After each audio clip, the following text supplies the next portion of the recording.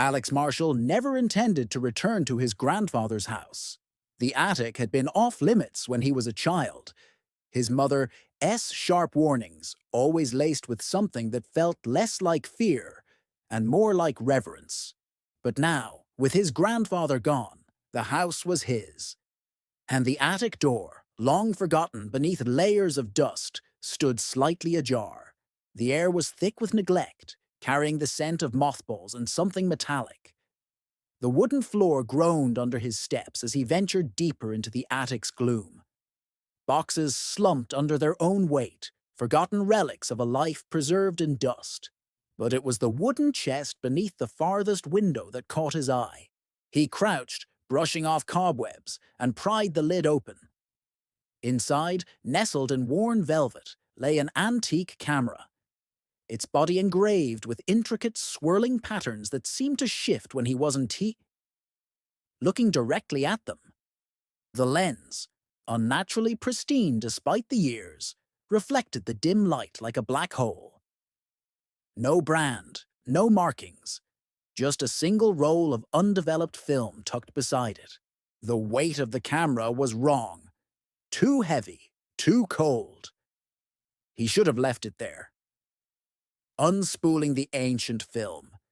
Back in his apartment, the bathroom had been hastily transformed into a dark room. The air reeked of developer fluid and nostalgia.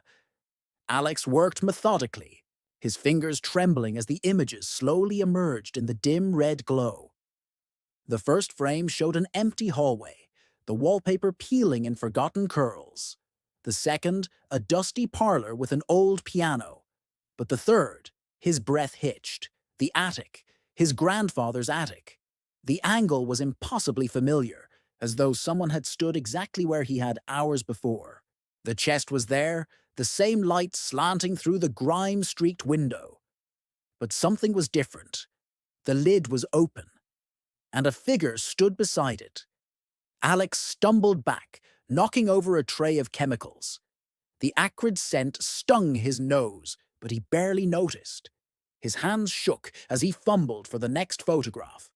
The figure was closer now, blurred at the edges, as though the film had captured something it wasn't meant to. A tall shape, featureless but looming, its presence thick with intent.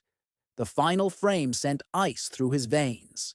His own bedroom, his own bed, the camera's perspective impossibly perched at the foot of it, and the figure standing right beside him.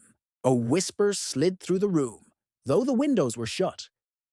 The shadows around him stretched, deepened, pulsed. Somewhere in the darkness, the camera shutter clicked. And this time, Alex knew he wasn't the one holding it. The electricity flickered. A cold weight settled in his stomach.